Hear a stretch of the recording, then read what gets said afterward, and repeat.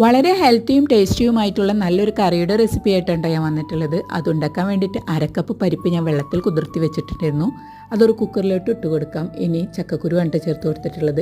എരിവിന് ആവശ്യമായിട്ടുള്ള പച്ചമുളകും ഒരു തക്കാളിയും അല്പം ഉപ്പും മഞ്ഞൾപ്പൊടിയും വെള്ളവും കൂടെ ചേർത്തിട്ട് 2 വിസിൽ വരുന്നവരെ കുക്കറിലൊന്ന് കുക്കാക്കിയെടുക്കാം. ഇനി അതൊരു കടായിലേക്ക് ഒഴിച്ചു കൊടുക്കാം. തിളച്ച് വരുന്ന ടൈമിൽ അതിലേക്ക് മുരിങ്ങയില ചേർത്ത് കൊടുക്കാം. മുരിങ്ങയില ചേർത്ത് കൊടുത്തിട്ട് ഒന്ന് നന്നായിട്ട് മിക്സാക്കി എടുക്കാം. മുരിങ്ങയില അധികം ഒന്നും കുക്കായി വരരുത് കേട്ടോ. 2-3 തിളച്ചാൽ തന്നെ കുക്കായി വന്നിട്ടുണ്ടാവും. ഇനി സ്റ്റൗ ഓഫ് ചെയ്യാം. ഇതിലേക്ക് നാളികേരം ഒന്നും ഞാൻ ചേർത്ത് കൊടുക്കുന്നില്ല. ഇനി നമുക്കൊരു പാൻ സ്റ്റൗവിൽ വെച്ചിട്ട് വെളിച്ചെണ്ണ ഒഴിച്ചു കൊടുക്കാം.